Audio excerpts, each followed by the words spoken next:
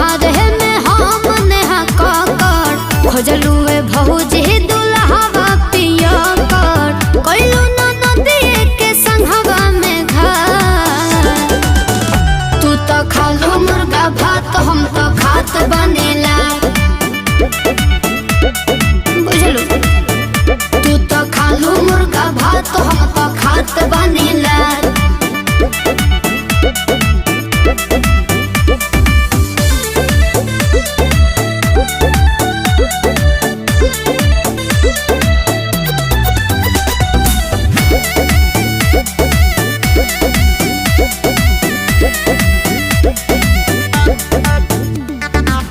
पियावा के सुख हम तो कबहू न पैने ए कहूँ लई कहबा के मम्मी न भैने का कहियो।